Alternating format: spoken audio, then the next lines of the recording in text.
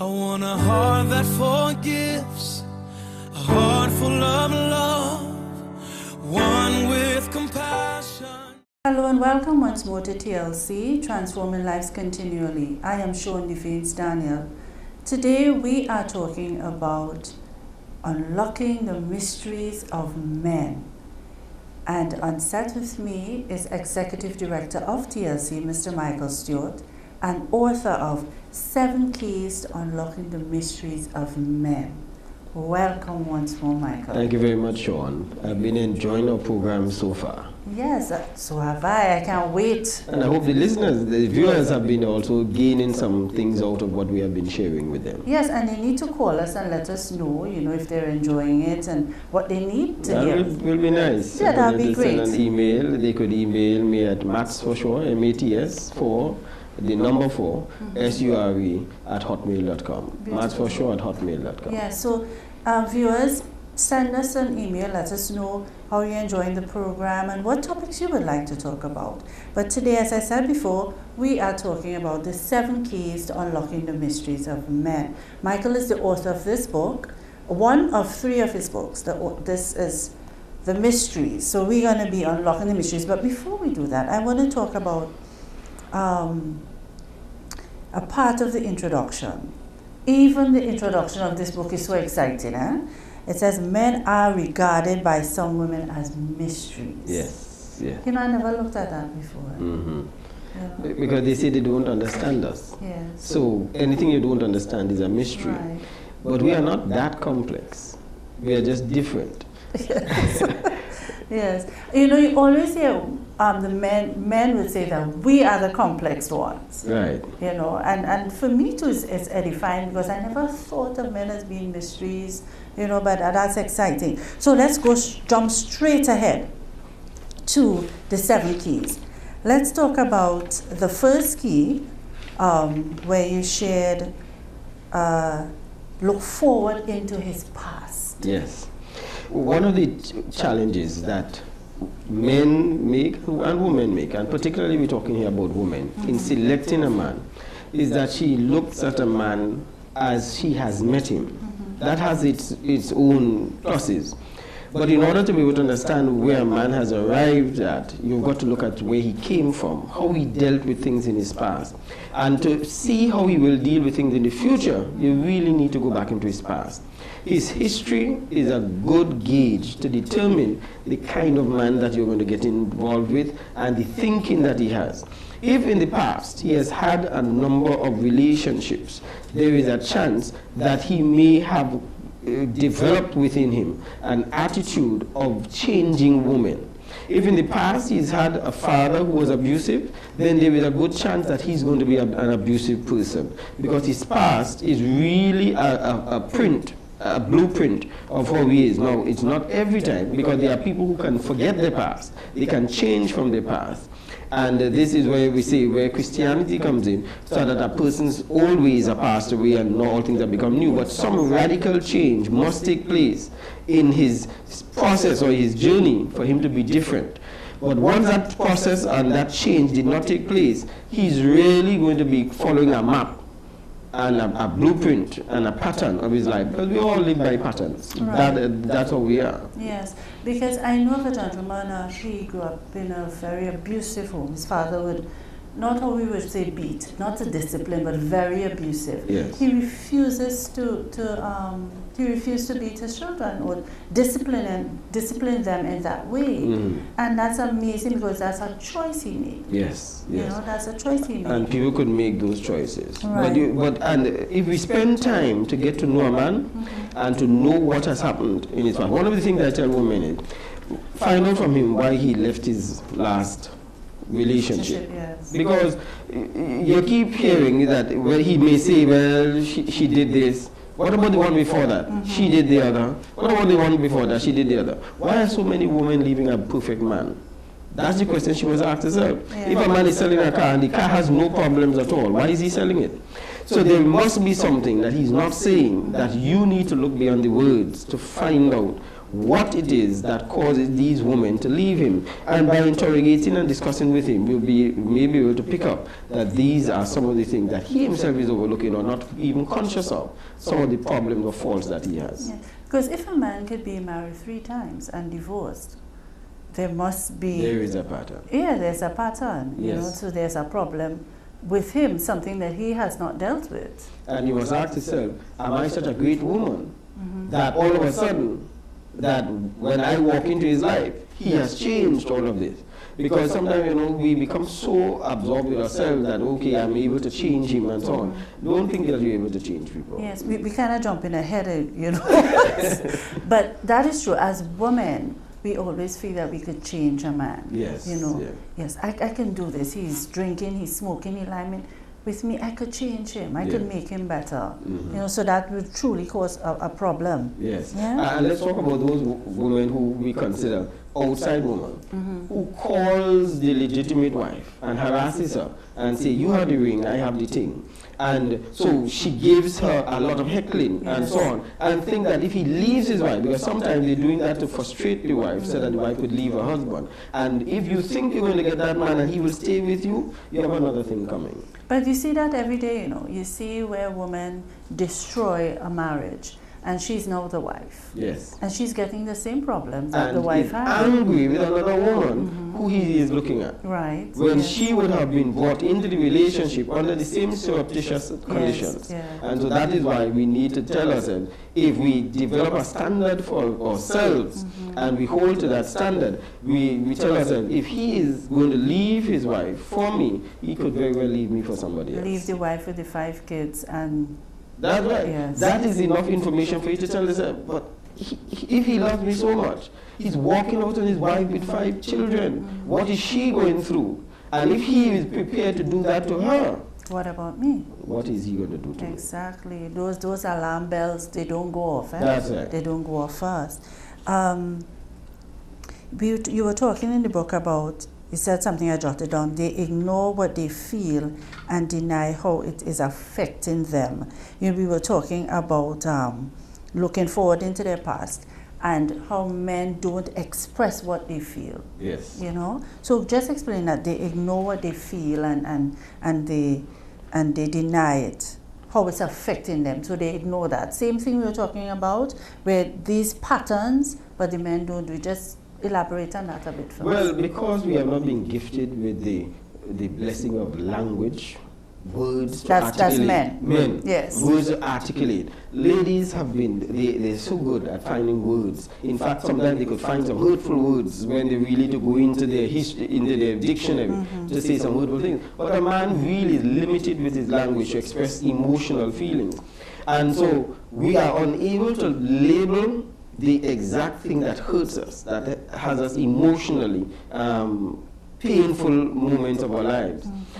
And so because we can't label it, sometimes we ignore some of the things and the impact that is having on us.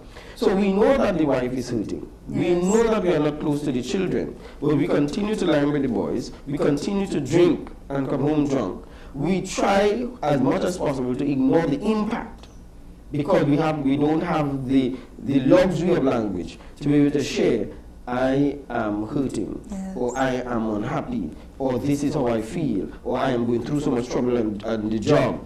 So because we are not sharing, we allow a lot of hurt to exist in our lives, unfortunately, and that is why God prepared for us a helpmeet, a woman that we can come and share with. The challenge is that sometimes when a man shares with a woman, she tells him what he ought to do. Yes. She starts to give him instructions, and a man rejects that. So you would think that a man basically wants us to just listen? Listen. His partner would listen. His partner doesn't try to tell him how to live his life.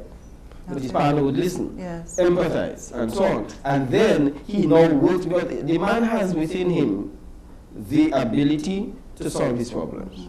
Sometimes he just needs somebody to offload with, but doesn't need somebody to direct him. Right. And so when he's sharing, when another partner tells him, this is what you ought to do, it is because he has gotten to the point that he really requires his friend to help him in a particular direction. But so when he does that, it is for a purpose. A woman will share, and she really doesn't share it for a purpose. She just wants to offload. Right. Right. She already has the answer. Yeah, she just wants to offload. Yeah. But for us men, we will not share it unless we feel the person we are sharing it with can add value to that information. Right.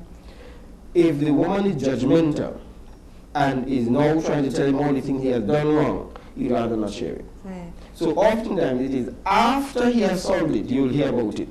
So he will tell you, last week me and the boss got away, but that is after he has recovered from the pain.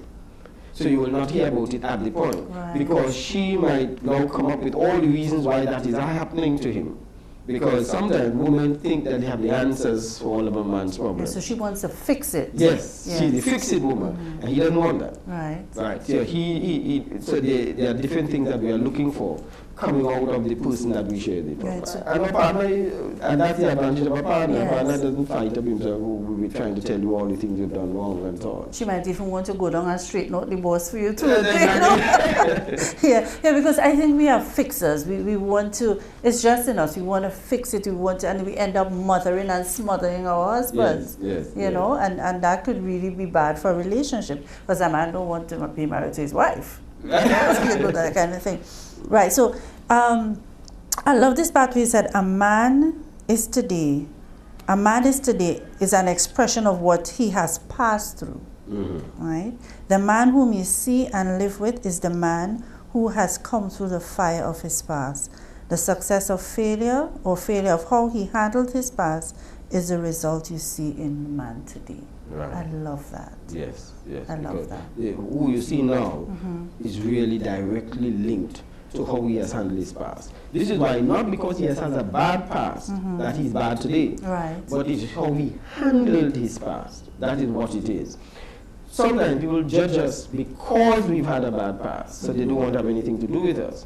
But they have not looked at how we have struggled through it and how we have successfully come through it. And so there are some men who have come through some really rough times. They have been the champion of their family because the father left and so on, and they brought up the younger ones and they took care of the mother and so on. And they came through some really rough things, but made some errors along the way, made some mistakes, came off the track, fell off the wagon. And we see that and we say, you see that man, he has too many issues. Right. But we have not looked at how he has struggled and recovered. Right. That tells you have a strong man on your hand. And so you should look at how he has really successfully come through those things. So, and that's where discussion comes in with him to find out his life, his lifestyle and so on. I like that point you talked about a father. What influence can a father have on the type of man a boy will turn out to be? Plenty influence, because a man and a boy identify with each other.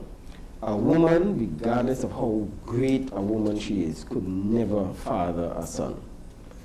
And so the same with a man, regardless of how great a man and how loving a father he is, he could never mother a child. Yes. So as a father, you have set the tone for how that boy grows up to solve problems.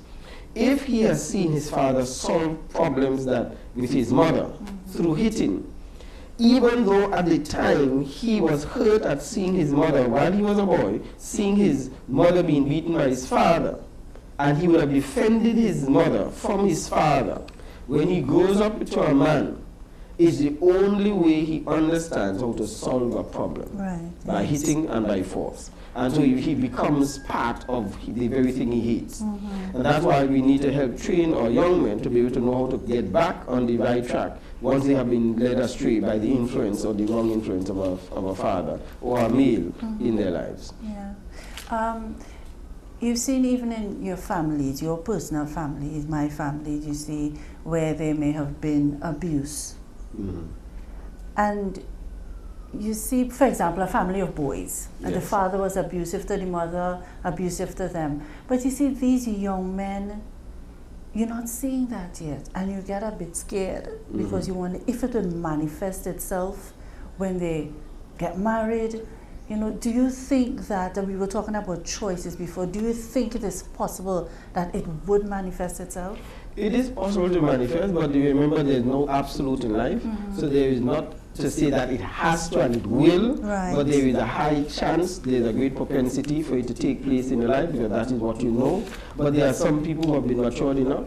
I know of a gentleman, he grew up in a home with a father who drinks heavily and is abusive, and he has made a stand in his life. He will not have alcohol in his house now that he's been grown and married, and he will never hit his wife. He has never hit his wife, and he does not drink. But he has made a conscious effort that he hated it so much that he has put things in place that will not allow it. His selection of his wife also was part of that whole process to make sure that he does not get into a situation that he would repeat what his father. Right. And there are people who could make sure that they don't go the wrong road as Yes. others would have gone. Right. And chapter 2, the second key, stroke a man's ego, never strike it. There you go. Wow, that is powerful, you know. Yep, yep. That is powerful, and I'm telling my sisters, listen to this key here, stroke a man's ego, never strike it. How, as a woman, do you stroke a man's ego? But before we do that, what is a man's ego? We are show-offs. We do things. Braggers, boasters. This is why we don't go for counseling. Okay. Because yes. we think we can handle it. I'm it. You see, this is why we don't want people to know what our weaknesses are and the problems in our family, because as far as we're concerned, we're in control. This is why we don't like a woman to leave us. We leave her. Yes. You understand? Yes, Because yes. we're in control. Our ego is important to us. The car we drive, the way people see us, and the way people view us is our ego. Mm-hmm. The way how my wife respects me is my ego. My children, how they are obedient to me is my ego. Mm-hmm. So whenever a woman or someone attacks the ego of a man, they are attacking the very core of the man. In the frustration of our wives might be frustrated at something that we are doing or not doing, and in an attempt to catch our attention, attack our ego in the process, so that we'll understand how hurting it is, how they are going through so much pain. So they may do something that will embarrass us, or would bring out our attention how much that they are going through such painful time. But it never works. Yes. Because the more you attack a man's ego, the more he will resent you. Mm-hmm. Because you will never win that fight. He is going to reject. He cannot. I've heard women quarrel about a man not staying home and curse him for not being a man as he ought to be, and he's married and he's not behaving as a married man and so on. He's not going to turn loving all of a sudden because you have said that. Yes, He's going to yes. become worse. Yes. So you have to find a different way to be able to get to the man. The more you focus on his faults, the more faults you will see, and the more faults he will duplicate. The more you focus on his good part, and the more you say it and repeat it, because it's ego, Yes. and we like it again, we want to show off. Self-esteem, Yeah. boost you, make you feel good. When you're on the telephone and you're talking to your girlfriend and you say, girl, you know, my husband just came home and fixed this thing that was there, leaking, and he has done such a good job. We hear that? Oh God, we want to find something else to fix. But is there a difference between boosting a man's ego and in our local palang, say mama guy in him? Do you think he would be able to tell the difference? Yes. So no mama guy. Mm-hmm. Be honest. Just select the accurate and true things about him Right. that you like. He dressed nice this morning, you liked his color scheme, say it. Let him feel it, because when he goes out there, somebody else is gonna going tell to him. say it. So Right. say it, and once you focus on it, you get more of the things you focus on. Whatever it is you've seen in life for yourself, whatever it is that you focus on, you always get more of it. And this is the same thing with a man.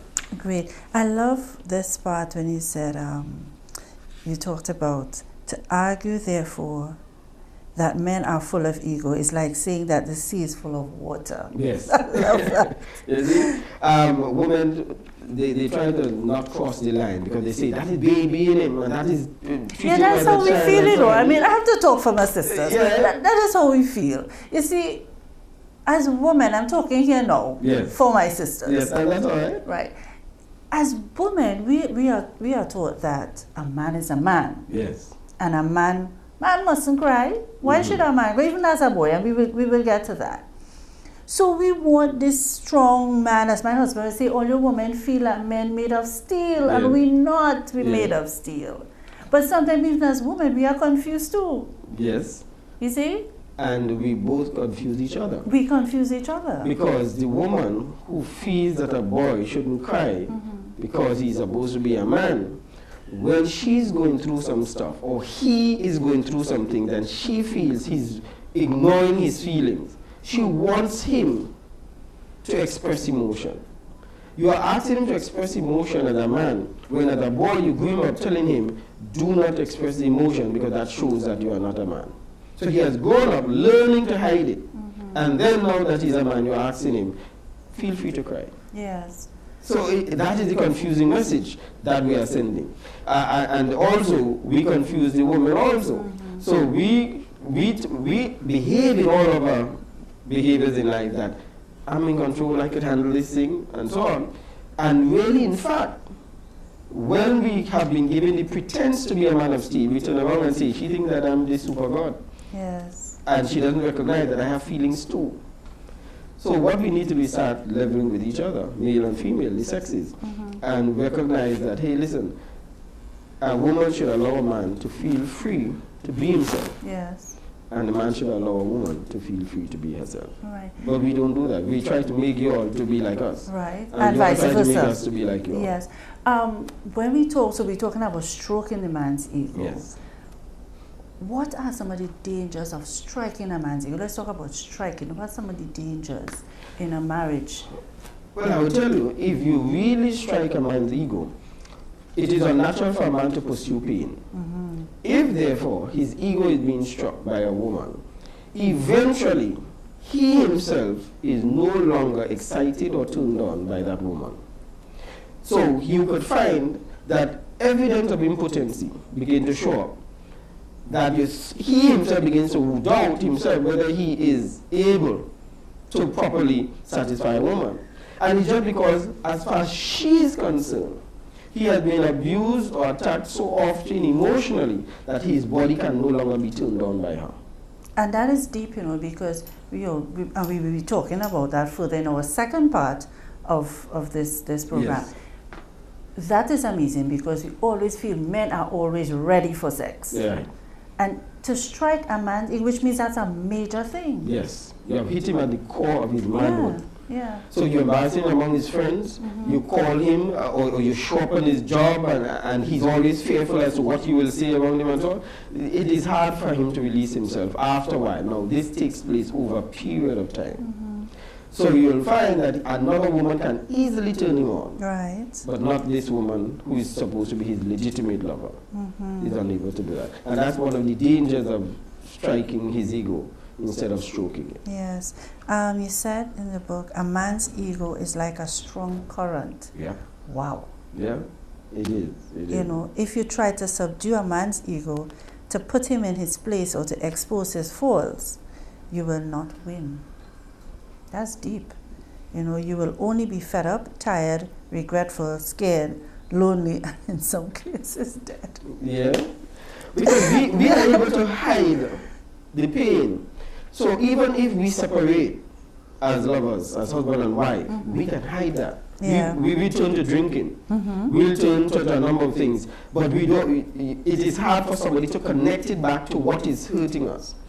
And with a woman, because she's emotionally attached into a relationship, she is able to she goes through a period of pain and hurt, frustration, depression that is unheard of with many men. And I'm not saying that some men don't go through it. Yes. But I'm saying that generally the woman is so emotionally attached that she comes out the loser in the process. Right.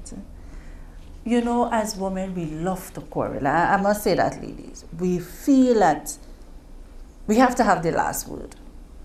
But quarreling and what men consider nagging really not going to get them to be better, right? Agree? No, it wouldn't, because people would focus on the emotion of the word. When a woman says something that makes a man feel attacked, we would like to think that we are a good caregiver, a good husband, and so on. So if a woman says that he has no food in the house, he takes that as a personal attack on his manhood, his ability to provide. What she really means is that we have run out of things in the food, in the kitchen. In the kitchen. But she needs to find a way to say that he does not feel personally attacked for not having it. If therefore the rent needs paying, she has to find a way of saying it without letting him feel that he has not provided, because he might be working hard out there, but this month he cannot pay the rent. But he must be able to be reinforced in his spirit that, hey, listen, you're trying hard and know that and so on, and we're behind on some of our bills. How can we? Yes. You see? So it brings him in. Instead of saying, you know, the rent is next week. That unmentioned part says, the rent is next week.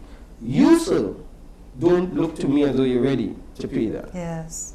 You're not capable of handling your That's family. right. And that's really going to, be like a dagger That's to right. his ego. Yes. Well, Michael, just before we wrap up, I want to touch on one thing, and we will continue with this on our second part of this topic. But frequency. What is a man's frequency? In chapter 3, he said, tune into his frequency. Right.